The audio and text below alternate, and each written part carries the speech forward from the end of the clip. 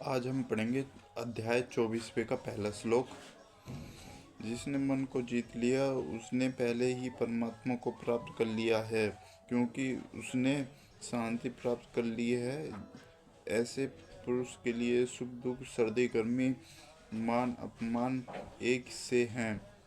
प्रत्येक जीव उस भगवान की आज्ञा का पालन करने से निर्मित आया है जो जन जन के हृदय में परमात्मा रूप में स्थित है।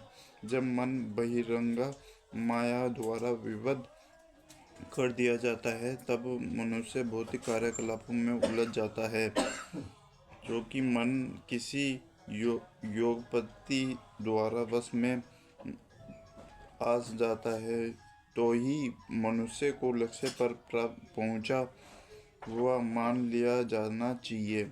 मनुष्य को भगवत ज्ञान का पालन करना चाहिए। जब मनुष्य का मन परा प्रकृति में स्थिर हो जाता है तो जीवात्मा के समझ भगवत आज्ञा पालन करने के अतिरिक्त कोई विकल्प नहीं रह जाता। मन को किसी न किसी उच्च आदेश को मानकर उसका पालन करना होता है। मन को वश में करने से स्वतः ही परमात्मा के आदेश का पालन होता है, क्योंकि कृष्ण भावार्थ होते ही यह दिव्य स्थिति प्राप्त हो जाती है। अतः भगवद गीता संसार के द्रोह तथा सुख दुख, सर्दी गर्मी आदि से प्रभावित रहता है। यह अवस्था व्यवहारिक समाधि या परमात्मा में तल्लीनता है।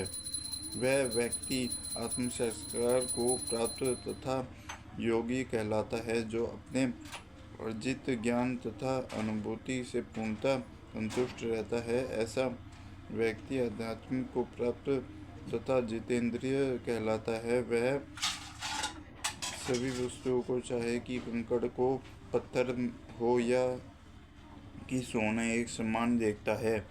परम सत्य की अनुभूति के बिना कोरा ज्ञान व्यर्थ होता है। भक्ति सागर सिंधु में खा गया है।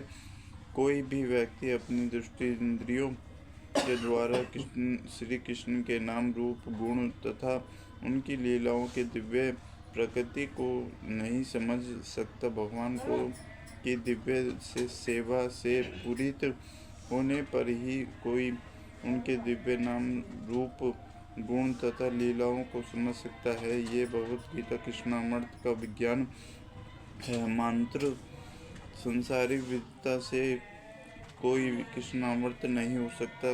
उसे विशुद्ध चेतना वाले व्यक्ति या संसारिक प्राप्त होने का सौभाग्य मिलना चाहिए। कृष्णामृत व्यक्ति को भगवत गीता से ज्ञान की अनुभूति होती है, क्योंकि वह विशुद्ध भक्ति से तुष्ट रहता है। अनुभूति ज्ञान से वह पूर्ण बनता है। आध्यात्मिक ज्ञान से मनुष्य अपने संकल्पों में दृढ़ रह सकता है, क्योंकि मात्र शिक्षित ज्ञान से वह विरोधाभासों द्वारा मोहित और भ्रमित होता रहता है। केवल अनुभूति आत्मा ही आत्मसंयम होता है, क्योंकि वह कृष्ण की शरण में जा चुका है।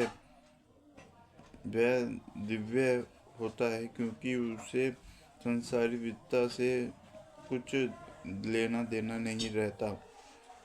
उसके लिए संसारी विद्या द्वारा मनोधर्म, जो अन्यों के लिए स्वर्ण के समान उत्तम होता है, कंकड़ों या पत्थरों से अधिक नहीं होते।